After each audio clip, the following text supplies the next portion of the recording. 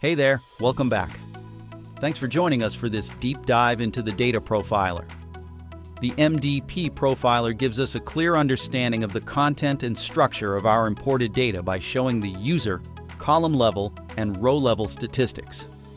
It also helps us identify data quality issues and cleansing opportunities, ensuring our data is well prepared for high confidence matching later on.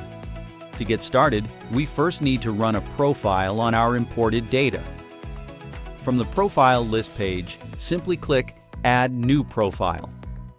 Or, if we take a quick look back at the data import process, you'll notice an option to automatically run a profile during import. Now, back on the Profile List page, we can click the Add New Profile button. But in the drop-down, we'll notice that there are no available data sources for profiling.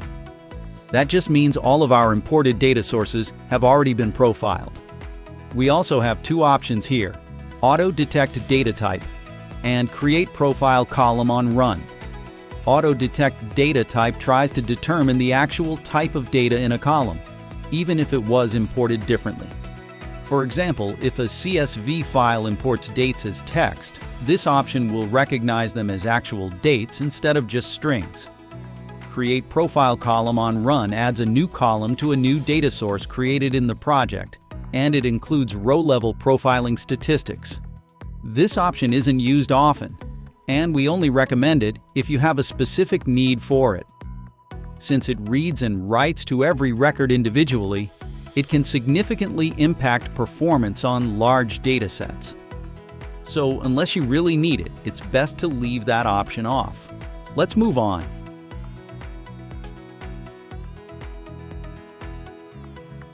Next, let's take a look at the Patterns section.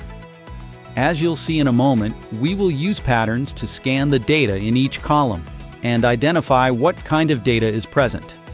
When we open the Patterns page, we'll see a list of predefined global patterns that are already available.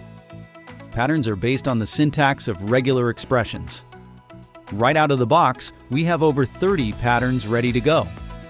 But if you need something more specific, you can also create your own custom patterns to fit any data source you're working with. If you are familiar with regular expressions, great.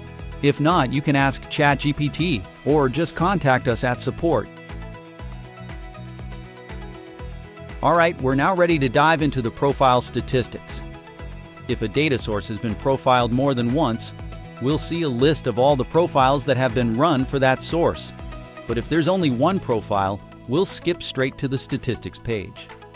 At the top of the page, we'll see three key metrics: the total number of records in the data source, shown in green; the MDP data source score, which is based on several quality metrics, displayed in red; the time it took to run the profile, highlighted in yellow. Below that, we have 4 tabs, each representing a key dimension of data quality: accuracy, uniqueness, conformity, and precision. Let's start with accuracy. Here, we'll find 13 different statistics that provide valuable insights into our data. The first column shows the column headers. The second column displays pattern detection, which we looked at earlier. Every pattern we selected on the Patterns page has been used to scan each column. If we see a number greater than 0, that means at least one pattern was detected in that column. Now let's click the magnifying glass to drill into the details. Looking at our email data, we can see that most email addresses are valid, but there are a few invalid ones. By clicking on the graph, we can filter the data to show only valid or invalid emails. If we select the invalid emails, we can see that each one contains an illegal character, making the email address invalid. Let's explore this further. Next, let's take a look at some key statistics about our data. First, we can see the maximum length of the longest string in each column. We can also check null versus filled values. And if we click the icon, we'll get a handy graph to visualize this. We can also identify columns that contain numbers, numbers only, letters, letters only, or a mix of both. At any time, we can click on any value in this table to open a pop-up window with the related records. Moving on, we can detect leading and trailing spaces, as well as non-printable characters, which can sometimes cause hidden issues in the data.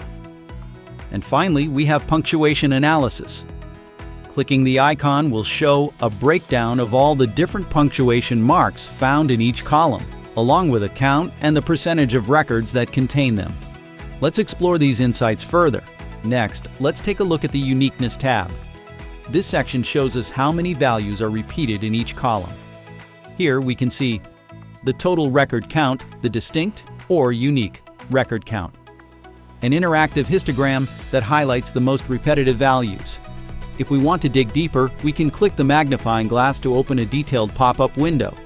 This will sort the values by how often they appear and show what percentage of the records contain each value. Now let's take a look at the Conformity tab. This section shows the detected data types based on the settings we enabled when running the profile. Here's what we'll find: the data type assigned to each column.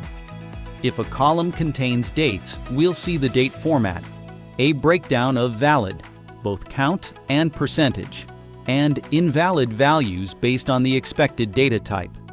This helps us quickly identify inconsistencies, like dates stored as text or values that don't match the expected format. Finally, let's take a look at the Precision tab. This section provides key statistical insights for numerical and date columns. Here we can see the smallest and largest values, the average, the median or middle value, the most recurring value, and the extreme value, which is the one farthest from the median.